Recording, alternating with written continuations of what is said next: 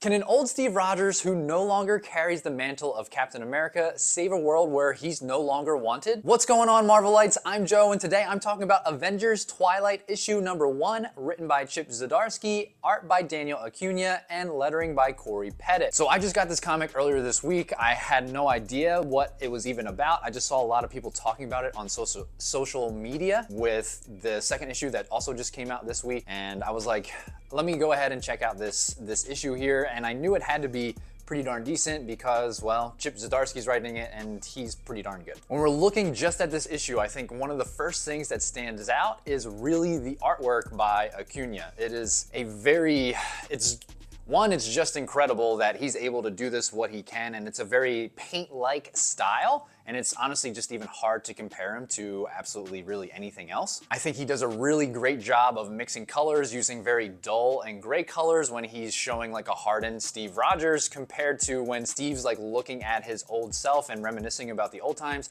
You can see those pops of bright color. I think he did a really great job with the future of what America is proposed to be in this universe, and it's very far in the future where we basically have holographic signs and ads and whatnot all over the place. And his art he does a great job with it. I also really like at the end of the issue, you see some sketches that Acuña made of Capsuit, as well as some of the cops and some of another group that we'll talk about a little bit later, but you see some of the sketches and it's just so cool to see his like thought process as he was designing and coming up with ideas for this. The writing in this issue is just great. Again, I'm a big Chip Zdarsky fan. I feel like he just does a really good job with characters that have already been established within the Marvel universe and puts his own twist and spin on them, but stays true to their typical personality and traits. And right from the beginning, we see an old and hardened Steve Rogers, and it looks like he's in New York City of what we would know. However, as we get through, we learn that he's basically created this dystopian world, this new world that Steve is in, and he's not necessarily satisfied, but he's kind of complacent with where he's at in life. And Steve is no longer Captain America, but he didn't actually choose to necessarily retire from that position. It was essentially stripped from him because he was drained of his super soldier serum. And it's alluded to that the government did that.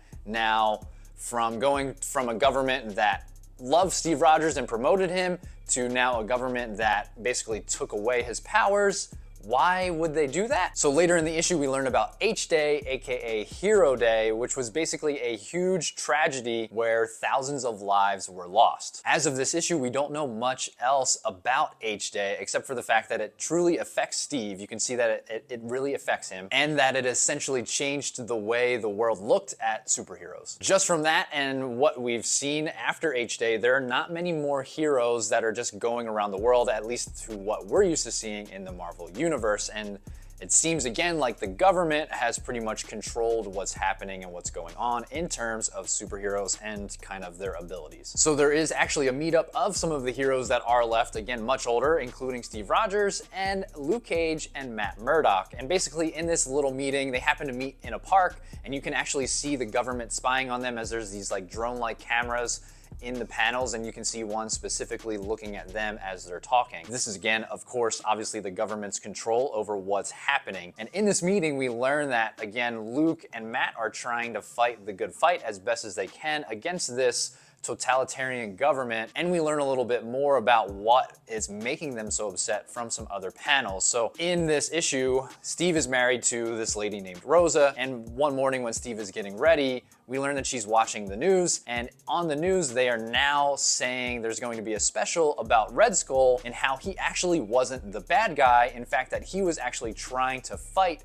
Hitler. And of course, Steve sees this kind of preview, and that pretty much infuriates him, right? Because he knows that that's not true. There are other reasons why Matt, Steve, and Luke are upset, and that's because there have been basically freedoms taken away from at least the American people. We see this because there's a curfew in place. They're basically forcing people off of the streets to get back into their home, and the people that are enforcing this are quote-unquote iron cops who are outfitted in what is Iron Man armor. And so you would think that the government has taken over Stark Technologies or have stolen their technologies and is using that, but that's not necessarily necessarily the case. In this universe, Tony's son, James, who he had with Janet Van Dyne, aka the Wasp, is now basically running Stark Technologies with the help of his Jarvis, or his version of Jarvis, and he's the one basically helping the government kind of do all of these things. And we kind of learned that James is on the side of the government after what happened at H-Day, and again, we're not entirely sure of all of the details of that, but you can see that he's not also very happy with superheroes. So with most of the superheroes gone from what we know, and we even see that Spider-Man had died in H-Day, at this point, the ones who are around that we're aware of, again, Steve, Luke, and Matt, are much older and are not necessarily in the best place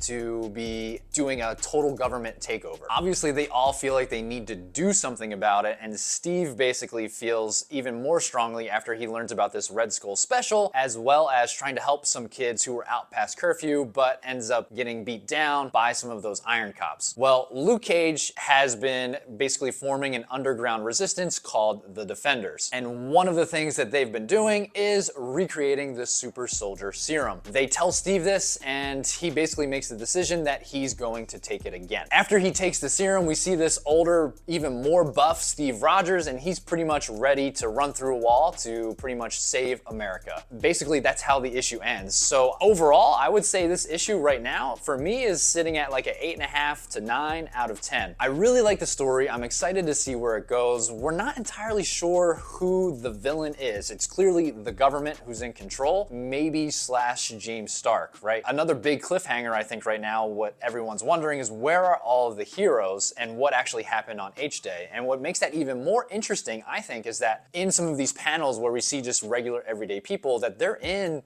clothing that has and is sporting symbols of superheroes. So clearly they still like some sort of superhero, but they don't like the ones of old, apparently. So that must mean that there are superheroes around, but we don't know all the extent of that, right? Again, there's probably some sort of government control there. So that'll be also interesting to see. What did you think of this first issue of Avengers Twilight? I would love to chat with you about it, so put your comments down below. If you want more Marvel content like this, hit that like and subscribe, and until the next video, Excelsior.